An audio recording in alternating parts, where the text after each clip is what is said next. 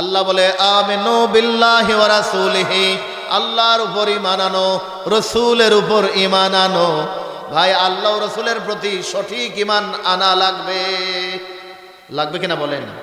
রাসূল সাল্লাল্লাহু আলাইহি ইসলামের যে জীবন, রাসূলকে যে পৃথিবীতে পাঠালেন 63 বছরের যে জীবন, এটা আমাদের জন্য আদর্শ। রাসূল একটা ভালোবাসার নাম।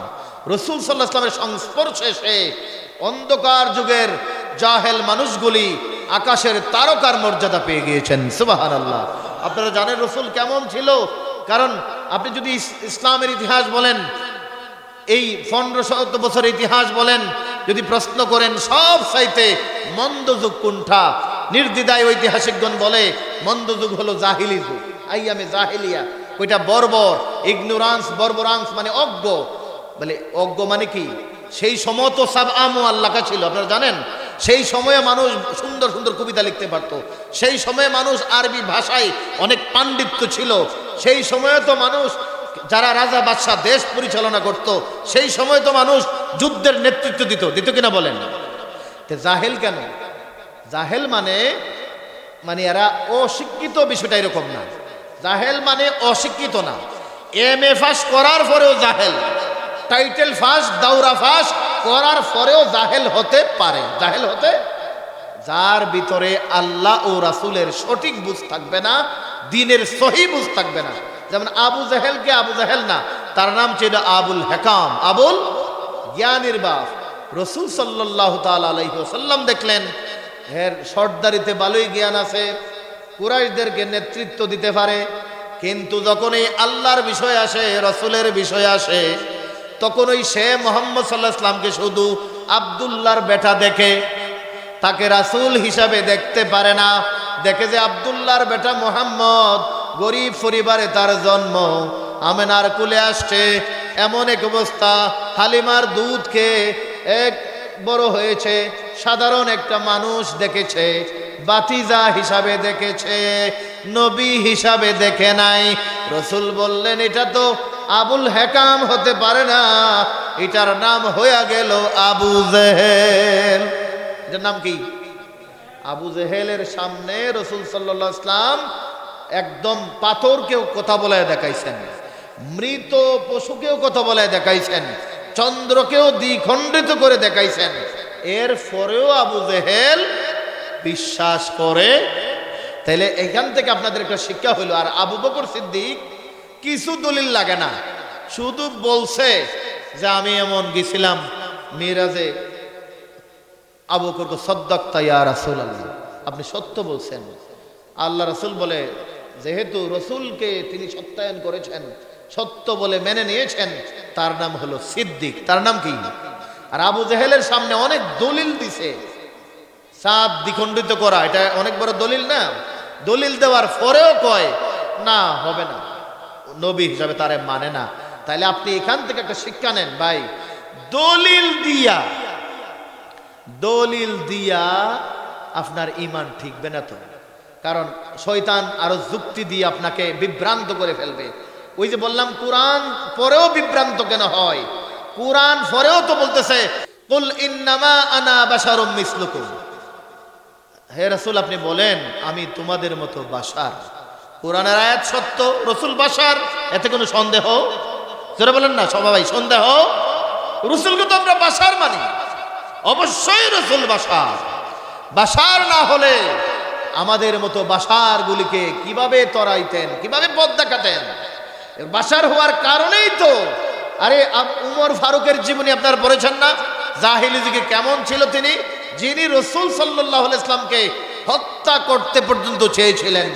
জাহিলি যুগের মানুষগুলি কত বর্বর ছিল, ইতিহাস বলে সব চাইতে বর্বর যুগ, বাজে যুগ হলো জাহিলি যুগ। এখন যদি আপনি বলেন আচ্ছা তাহলে ইসলামের ইতিহাসে অথবা পৃথিবীর ইতিহাসে সব চাইতে ভালো যুগ কোনটা? রাসূলের হাদিস থেকে আসছে খায়রুল কুরুনি কারনিন সুম্মাল্লাযিনা ইয়ালুনাহুম সুম্মাল্লাযিনা ইয়ালুনাহুম, যে সব চাইতে ভালো যুগ হইল কারনুন মানে যুগ, আমার যুগ মানে রাসূলের যুগ, এরপরের যুগ মানে সাহাবীদের যুগ, এরপরে তাবেঈদের যুগ। বলেন না সুবহানাল্লাহ। আমি আপনাদের কাছে প্রশ্ন করি, রসুলের যুগ যদি সেরা হয়, রসুলের যুগ কোনটা? রসুল তো জাহিলি যুগে আসেন নাই। রসুলের সাহাবার অধিকাংশ সাহাবা যারা জাহিলি যুগে ছিলেন, রসুলের সংস্পর্শে আওয়ার কারণে এত পরিবর্তন হলো। রসুল বলেন আস-সাহাবিয়ু কান-নুজুম, আমার সাহাবীদেরকে সাধারণ মনে করিও না, এক একটা সাহাবী আকাশের তারকার মতো। তাহলে আপনি দেখেন যেইখানে যেই যুগের মানুষগুলা এত বর্বর ছিল, এত অজ্ঞ ছিল, এমন নবী আল্লাহ দিয়েছেন যার সংস্পর্শে আসার কারণে জাহিলি যুগের জাহেলগুলি এত মর্যাদাবান হয়েছে, আসমানের তারকার মতো এদের দাম আল্লাহর কাছে হয়ে গিয়েছে। তাহলে ওই রাসূলকে যদি আপনি শুধু কুল ইন্নামা আনা বাশারুম মিসলুকুম দিয়ে আপনি সাধারণভাবে বুঝান যে উনি আমাদের মতো সাধারণ মানুষ, এখানেই ইমানের ঘাটতি চলে আসবে।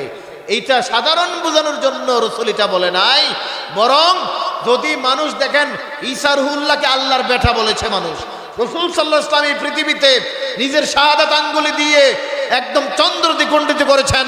খাইবারের জমিনে সাইয়েদনা মাওলা আলী আসরের নামাজ না পড়ার কারণে রাসূলের আঙ্গুলের ইশারায় সূর্য আবার ফেরত এসেছে।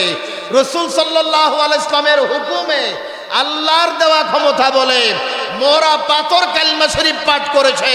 রাসূলের কথাই একটা জীবকে আগুনে পোড়ায়া ছাই সামনে নিয়ে আসছে। রাসূল বলার কারণে তার জবান থেকে কালিমার ধ্বনি উচ্চারিত হয়েছে। যদি কোনো মানুষ মনে করে আবার ওই ঈসা রুহুল্লাহর মতো রাসূলকে আল্লাহ মনে করে, শিরিক যেন না করে, রাসূল বলে বিশ্ববাসী শোনো, আনা বাশারুম মিসলুকুম, আমি তো তোমাদের মতো বাশার, আমি আল্লাহ নই, আমি আল্লাহর বান্দা। জোরে বলেন না, আমি আল্লাহর বান্দা। সুবহানাল্লাহ।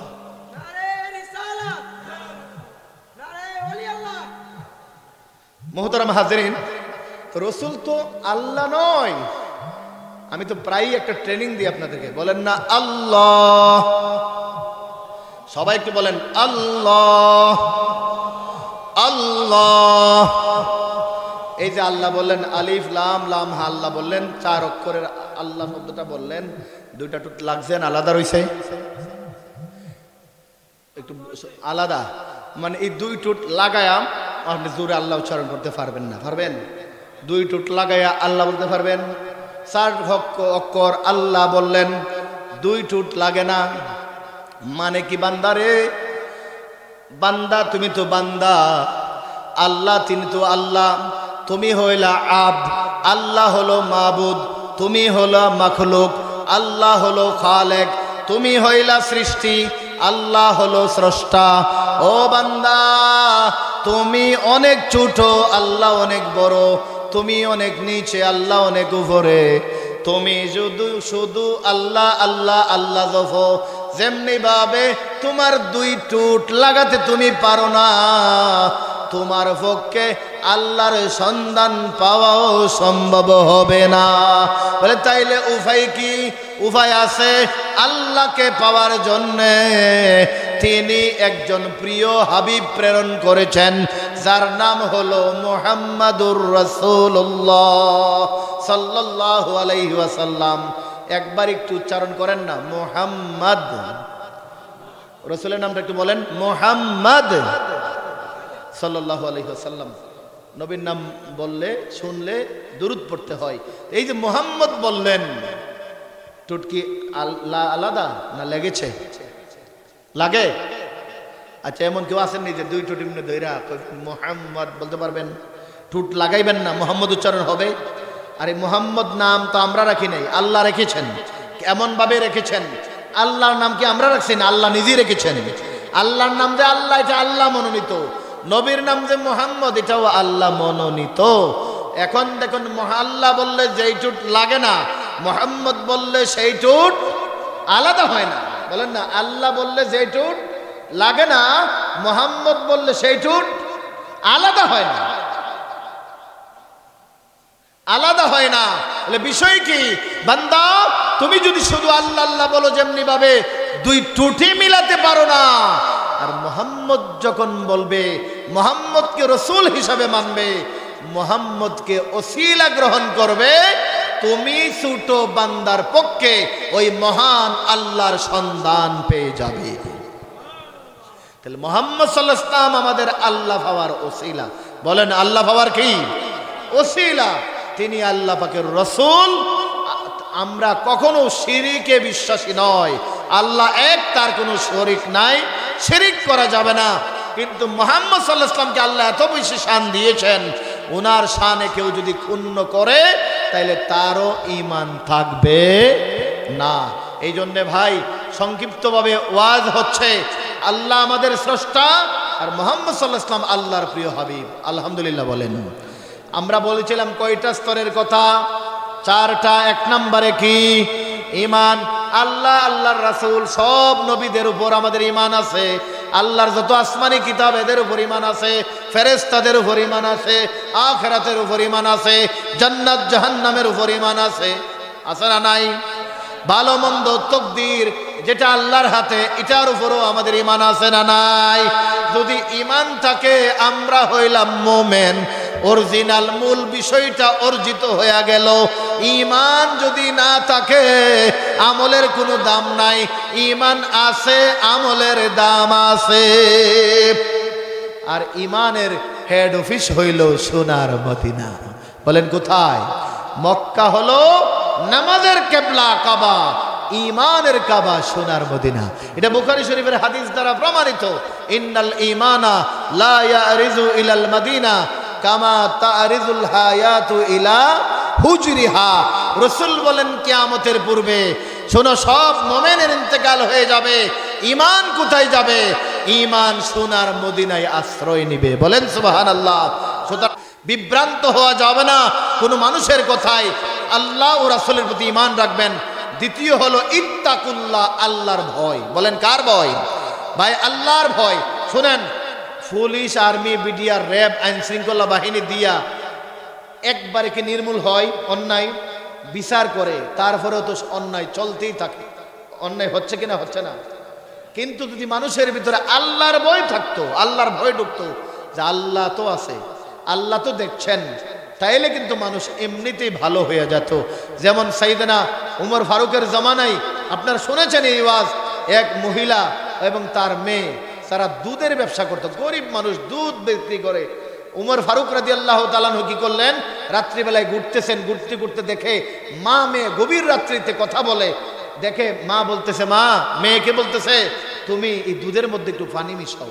দুধের মধ্যে কি মিশাও? পানি মিশাও। মেয়ে বলতেছে, না, পানি মিশানো যাবে না। বলে কেন? কারণ এটা ফারুক আজম উমর ইবনুল খাত্তাবের নিষেধ আছে, আমিরুল মুমিনের নিষেধ আছে। মা বলে, আরে আমিরুল মুমিনিন কোত্থেকে ভাই ভাই তোরাতে, খলিফা তো দেখবে না, তুমি একটু পানি মিশাও। মেয়েটা বলল, আমিরুল মুমিনিন না দেখলে কি হবে? আল্লাহ তো এটা দেখতে পাবে। পাবে কিনা বলেন? উমর ফারুক এটা শুনতেছেন ঘরের পাশে থেকে, মেয়ের এই ফরহেজগারিতা। সুবহানাল্লাহ বলেন। উমর ফারুক শুনতেছেন, মেয়ে বলে, উমর না দেখলে কি হবে? আল্লাহ তো দেখবে, আমি এটা করতে পারবো না। ও সাইয়েদনা উমরের কাছে বড় ভালো লাগলো, এমনও মেয়ে আছে আমার রাজ্যে, গভীর রজনীতেও অন্ধকারে দুধে পানি মিশাই না আল্লাহর ভয়ে। উমর ফারুক রাদিয়াল্লাহু তাআলা আনহু ওই মেয়েকে নিজের ছেলে দিয়া বিবাহ করাইছেন। আমরা এখন ছেলে বিয়া করার সময় কি দেখি? যে ছেলে শ্বশুর বাড়িটা কি থাকতিব, ভালো একটা বাড়ি দালান করে থাকতিব, মেয়ে সুন্দর থাকতে হবে, টাকা পয়সা লাগবে, এ লাগবে। কিন্তু ফরহেজগার কিনা, আল্লাহওয়ালা কিনা, এটা আমরা কেউ দেখি? এখন এটা আর কেউ দেখে? বিয়া দেওয়ার সময় ছেলে কি দেখে? আল্লাহওয়ালা নি, নামাজ পড়েনি। ছেলে যত স্টাইলের হোক, টাকা পয়সা আছে, মানে এক নাম্বার। কিন্তু সাইয়েদনা উমর তখন রাষ্ট্রপতি, খলিফা, বিয়া করাইছেন গরিব এক মেয়েকে। কেন? ধন সম্পদ দেখা না, কিছুই দেখে নাই।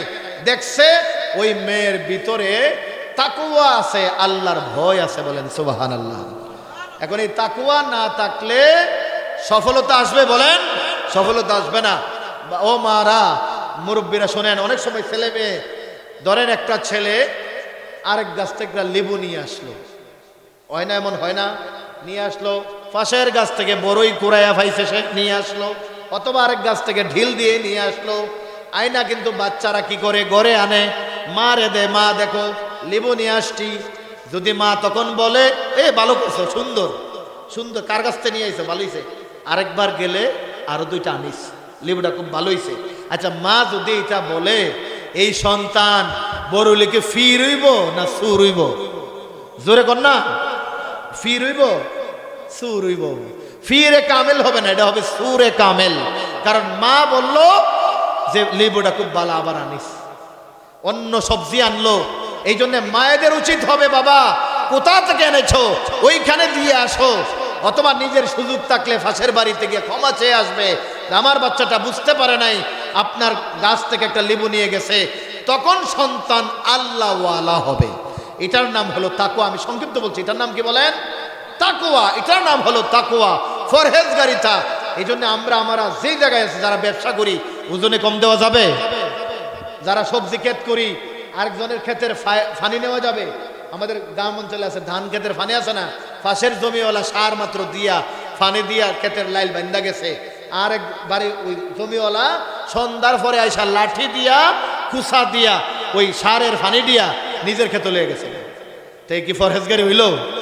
আপনি যে ফসলটা জন্মে আরেকজনের সারের পানি দিয়া, হালাল হবে না হারাম হবে? হারাম হবে।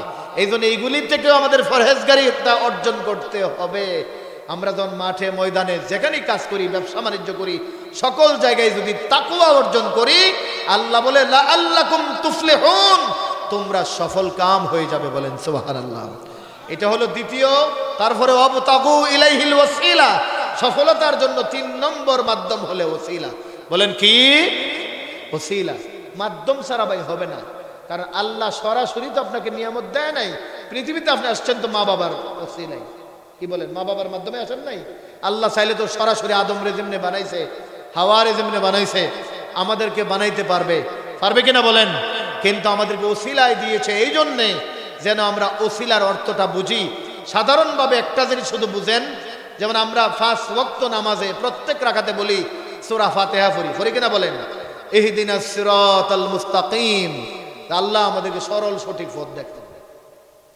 তো সরল সঠিক পথ দেখবে আল্লাহ যদি কালে আপনার দেখাই দেয়, এই এটা সরল সঠিক পথ, যাও না হেঁটে যাও, আপনি চাইতে পারবেন না তো ভাই। আপনি আমার দেখাই দিলেন যেখান থেকে যান রাধাগঞ্জ বাজারে, কিন্তু রাস্তায় গেলে যদি আপনি জানেন নিশ্চিত ওইখানে ডাকাইত আছে, ছিনতাইকারী আছে, আমারে আপনারা 1 হাত চাইরা দেন, বলেন ছিনতাইকারী ধরবেন আমারে? তাইলে কি আমি পথ তো দেখাইছেন ঠিক আছে, যে সোজা পথ, সোজা নাক বরাবর গেলেই রাধাগঞ্জ বাজার, কি আমি সঠিকভাবে যাইতে পারবো? তাহলে আমার কি করতে হবে? প্রোটেকশন দিতে হবে। অর্থাৎ আরো 2 জন মানুষ যারা রাধাগঞ্জ বাজারে যাবে, আমি যদি এদের সাথে যাই, একসাথে যাই, তাইলে আমার যাওয়াটা কি হবে বলেন? সহজ হবে, যাওয়াটা সহজ হবে। কারণ রাস্তার যে ডাকাইত আছে, এটা আল্লাহ কুরআনে আমাদেরকে বলে দিয়েছেন যে বান্দা শোনো, রাস্তা নিরাপদ না, রাস্তার মধ্যে ডাকাত আছে। বলে ডাকাত কি? ডাকাত হলো শয়তান। বলেন কি ডাকাত কি? শয়তান। শয়তান বলে আল্লাহ আমি তো সিরাতিন মুস্তাকিমের মধ্যেই বসে থাকবো, ডান দিক থেকে হামলা করব, বাম দিক থেকে হামলা করব, সামনের দিক থেকে হামলা করব, পিছন দিক থেকে হামলা করব। তোমার বান্দাকে তুমি কৃতজ্ঞ পাবে না, অকৃতজ্ঞ আমি বানিয়ে দিব, সরল পথে হেঁটে গন্তব্যে পৌঁছতে পারবে না। এই জন্য তো আল্লাহ বলে দিলেন সিরাতাল্লাযিনা আনআমতা আলাইহিম, তুমি একা যাবে না, বরং এই পথে চলে যারা সুন্দর পথে গিয়েছেন, নিয়ামত প্রাপ্ত হয়েছেন আল্লাহ ওয়ালারা, তাদের পথ ধরে চলবে। তাইলে তুমি শয়তানের হামলা থেকে বেঁচে আল্লাহর সন্তুষ্টি অর্জন করতে পারবে। এই জন্যই তো আমরা আউলিয়া একরামদের কাছে যাই। কেন যাই বলেন? শয়তান থেকে বাঁচার জন্য। এটা কুরআন দ্বারা নির্দেশিত। যারা সোনাকান্দা যান, সরসিনা যান, যেখানেই যান, যে কোনো আউলিয়া একরামের দরবারে আপনারা যান, ফুলতুলি যান, কেন যান? শয়তান থেকে বাঁচার জন্য। বলেন শয়তান থেকে। শোনেন, কোরআন দ্বারা প্রমাণিত, মিসগাইড হবে না। বহু মানুষ আপনাকে বিভ্রান্ত করবে যে আউলিয়া একরামদের কাছে যাওয়া যাবে, এই কথা শোনা যাবে না, কারণ শয়তান এই বুদ্ধিটা দেয়। এই জন্য আল্লাহ ওয়ালাদের পথ ধরে চললে শয়তানি ওয়াসওয়াসা থেকে বেঁচে আপনি সরল সহজভাবে আল্লাহ পর্যন্ত পৌঁছতে পারবেন। এটা হলো একটা ওসিলা। বলেন এটা কি একটা ওসিলা? ওয়াবতাগু ইলাইহিল ওসিলা, ওসিলা অন্বেষণ করো। কোন আয়াতে আল্লাহ বলেছেন ওয়া কুনু মা'আস সাদিকিন, সত্যবাদীদের সঙ্গ লাভ করো। কোন আয়াত আল্লাহ বলেছেন ওয়াসবির নাফসাকা মাআল্লাযিনা আমানু, কোন আয়াতে বলেছেন তোমরা ওই সকল বান্দাদের সাহচর্য লাভ করো যারা সকাল সন্ধ্যায় আল্লাহকে ডাকে। সুবহানাল্লাহ বলবেন না? এই জন্য ওসিলা দরকার আছে না নাই? তাহলে 1 নম্বরে ঈমান, 2 নম্বরে তাকওয়া লাগবে, 3 নম্বরে ওসিলা, আলহামদুলিল্লাহ। 4 নম্বরে ওয়াজাহিদু ফি সাবিলিহি, আল্লাহর রাস্তায় জিহাদ। আল্লাহর রাস্তায় কি? এই যে একটা মাহফিলের আয়োজন হইছে, এখানে কিছু টাকা খরচ হইছে, মেহনত লাগছে, লাগে কি লাগে নাই? আল্লাহ পাওয়ার জন্যে, কবরবাসীদের মাগফিরাতের জন্য একটু মেহনত করেছেন, মেহনত করে একটা সামিয়ানা টাঙ্গাইছেন, অনেক মানুষ মেহনত করে হয়তো ব্যবস্থা করেছেন, অনেক কষ্ট করতে হয়েছে। এত কষ্ট কেন? আল্লাহর সন্তুষ্টির জন্যে। এটা আল্লাহর রাস্তায় একটা জিহাদ। আরে ফজরের নামাজ শীতের দিনে কম্বলের নিচে কি আরাম লাগে, লাগে কিনা বলেন? ফজরের আজান হয়ে গেছে, মুয়াজ্জিন বলে ফেলেছে আসসালাতু খায়রুম মিনান নাওম, নামাজ ঘুম হইতে নামাজ ভালো, ডাক দিয়েছে, কিন্তু কম্বলের আরামের নিচ থেকে উঠতে মন চায় না। তখনই আল্লাহ কয় ওয়াজাহিদু ফি সাবিলি, ও বান্দা কম্বলটা সরায়া দাও, লেফটা সরায়া দাও, এখন হইল তোমার জিহাদের সময়, শয়তানের বিরুদ্ধে জিহাদ। ঠান্ডা পানি দিয়া উযু করে তুমি যখন মসজিদে চলে যাবে, এটা তোমার জিহাদ হয়ে যাবে, আল্লাহ পাওয়া তোমার জন্য সহজ হয়ে যাবে। খালি তলোয়ার নিয়া যুদ্ধ করার নাম জিহাদ না, শীতের দিনে ফজরের নামাজে যাওয়াও একটা জিহাদ। ঠিক কিনা বলেন? কয়জন আমরা যাই বলে হুজুর সারা রাত ওয়াজ করেন, ওয়াজ বড় বালা, কিন্তু ফজরের নামাজ এখানে যতগুলা মানুষ আছে বা এই যে মসজিদ, তারা মসজিদের মহল্লাবাসী যদি সবাই 5 ওয়াক্ত নামাজ পড়তো, এই মসজিদ আরো বড় করুন লাগতো। ঠিক কিনা বলেন? সবাই কি যায়? নামাজে যায়, হাইয়া আলাস সালাহ, নামাজের দিকে আসো, কিন্তু নামাজে সবাই আসে না। কারণ মানুষ বুঝা গেছে হুজুর এটা ডিউটি, আজান দিবে, নামাজ পড়াইবে, আমার কাজ আমি করি, ডিস্টার্ব হয়ে যাবে, নামাজে গেলে সময় নষ্ট হয়, ব্যবসা নষ্ট হয়, কাজের ব্যাঘাত ঘটে। মুয়াজ্জিন বলে হাইয়া আলাল ফালাহ, শুধু নামাজের জন্য না, সফলতার জন্য আসো। মুফাসসিরিন ইকরাম বলে নামাজের জন্য বললেই তো হয়, সফলতা কেন? ইমাম সাহেবরে তো সফল দিই না, ইমাম সাহেব বিল্ডিং বানাই পারে না, কেন কি? ইমাম সাহেবই সফল হয় না, আমরা কিন্তু সফল হব। আমি ব্যবসা করি, ব্যবসায় সফল হব, চাকরি করি, চাকরিতে সফল হব। ইমাম সাহেব, মুয়াজ্জিন সাহেব ডাকে সফলের জন্য আসো, সফলতার জন্য আসো। বাইরে ইমামের বেতন যত কমই হোক, এই মহল্লার জন্য ইমাম হলো ইমাম। ঠিক কিনা বলে? যদি বেতনটা আপনারাই রাখেন, সারা পৃথিবীর ইমামের কথাই বলি, ইমাম একটা সম্মানিত পেশা, বেতন যত কমই হোক, কারণ ইমাম যখন নামাজ পড়ান, আপনি যত ক্ষমতাশালী হন, চেয়ারম্যান সাহেব হন, মাতাব্বর হন, ইমাম সাহেব নিচে গেছে আল্লাহ সুবহান রাব্বিল আযীম পড়তেছে, আপনার ক্ষমতা নাই, ইমামের আগে উঠবেন, পারবেন? ক্ষমতা আছে নাই? ইমামের ক্ষমতা আছে না নাই? ইমাম চাইলে 3 বার পড়তে পারবে, ইমাম মনে করলে 5 বার পড়বে সুবহান রাব্বিল আযীম, ইমাম মনে করলে 7 বার পড়বে, ইমাম যদি মনে করে যে আমি 11 বার পড়বে, আপনি রে বেকা কইরা রাখলো। ইমাম কইল সামি আল্লাহু লিমান হামিদা, ইমাম আগে উঠবে, এরপরে আপনি উঠবেন। ইমামের আগে যদি আপনি উঠেন, আপনার নামাজে ব্যাঘাত হয়ে যাবে। আমরা সারাদিন ক্ষমতা না থাকলেও 5 মিনিট 5 ওয়াক্ত 5 মিনিট কইরা 5 বার হইল আপনার পাওয়ার আছে, আছে না নাই? ইমাম সাহেবের পাওয়ার আছে না? আছে। কিন্তু শুনেন, এটা বড় কথা না, বড় কথা হচ্ছে মুফাসসিরিন বলতেছেন যে হাইয়া আলাল ফালাহ কেন? বলে এই জন্য সফলতা কোথায়? তুমি যখন নামাজে যাবে, শোনো, লা ইলাহা ইল্লাল্লাহু মুহাম্মাদুর রাসূলুল্লাহ, লা ইলাহা ইল্লাল্লাহ লিখতে 12 অক্ষর, মুহাম্মাদুর রাসূলুল্লাহ লিখতে কয় অক্ষর? 12 অক্ষর, 24টা অক্ষর, 24টা কথা কয় না। জানি আপনাদের কষ্ট দেয়, শাহজালাল ভাইকে আপনারা নিয়ে আসেন, আর আমি শেষের দিকে চলে যাচ্ছি। বলেন না কালিমাতে কয় হরফ মোট? 24। বলেন কয়টা? 12 12 24। তে 12 12 24 হরফ পড়নেওয়ালা, কালিমা পড়নেওয়ালা মুসলমান, তুমি যখন নামাজে দাঁড়ায় নামাজের সেজদায় যাও, তুমি চেয়ে দেখো তোমার পায়ের আঙ্গুলি কয়টা? কনা 10টা। কয়টা? হাতের কটা হইল? 2টা হাঁটু কটা হইল? একটা নাক কয়টা হইলো, আর একটা কফাল কয়টা হইলো? ও 24 হরফ কালিমা পড়নেওয়ালা মুসলমান, তুমি যখন নামাজের সেজদায় যাও, তোমার 24টা অংশ আল্লাহর কুদরতি কদমে লুটায়া পড়ে, আল্লাহর জমিন স্পর্শ করে। কফাল আর নাক যখন লাগে বাবা, এই কফালটা হলো ইজ্জত। কফালটা কি? হাদিসে আছে রাগিমান ফুহু, তার নাক দুলাই মলিন হোক। কাউকে যদি অপমান করতে চান, আগের দিনের মুরব্বীরা করতো এটা, মাটির মধ্যে ফাও দিয়া দাগ দিত, বলতো নাক দিয়া খত দিয়া যাও। নাকটাকে বেইজ্জতি, কপালটা হলো ভাগ্য। আপনি বিদেশ যাইতে পারেন নাই, তখন বিদেশিদের জন্য তো আজকে দোয়া, প্রবাসীদের জন্য। বিদেশ একজনে গেছে, অনেক টাকা অর্জন করছে, আরেকজনও বিদেশ গেছে, হের টাকা পয়সা নাই, নিজের খাবারের টাকাই পায় না, দেশ থেকে আরো টাকা পাঠানো লাগে। বিদেশির বাপে কয়, আমার ছেলের কপাল ভালো না। কি ভালো না? আমার পুরা কপাল। কপালে কি আগুন লাগছে? কপালে আগুন লাগে নাই, ভাগ্যে আগুন লাগছে। তাহলে কপালটা হলো ভাগ্য, নাকটা হলো ইজ্জত। মুয়াজ্জিন বলে, হাইয়া আলাল ফালাহ, ও বান্দা সফলতার দিকে আসো, কল্যাণের দিকে আসো। আয়েশা তুমি যখন সেজদা দিবে, তোমার নাক আল্লাহর কুদরতি কদমে লুটাইয়া পড়বে, তোমার কপাল যখন জমিন স্পর্শ করবে, এই নামাজের উসিলায় আল্লাহ তোমার ভাগ্যটাকে ভালো করে দিবেন, তোমার ইজ্জতটাকেও বৃদ্ধি করে দিবেন। এই জন্য হাইয়া আলাল সালার পরে হাইয়া আলাল ফালাহ বলা হয়, যে আমাদের ইজ্জত এবং সম্মান এবং সৌভাগ্য আল্লাহ তাআলা বাড়ায় দিবেন। আল্লাহ কবুল করুক, সবাই বলেন আল্লাহুম্মা আমিন। তাহলে সফলতার জন্য আজকে সংক্ষিপ্ত আলোচনা করলাম। 1 নম্বরে ঈমান, 2 নম্বরে তাকওয়া, 3 নম্বরে ওসিলা, 4 নম্বরে আল্লাহর রাস্তায় মেহনত, জিহাদ যদি আমরা করতে পারি, লাআল্লাকুম তুফলিহুন, আল্লাহ আমাদেরকে সফলতা দান করবেন।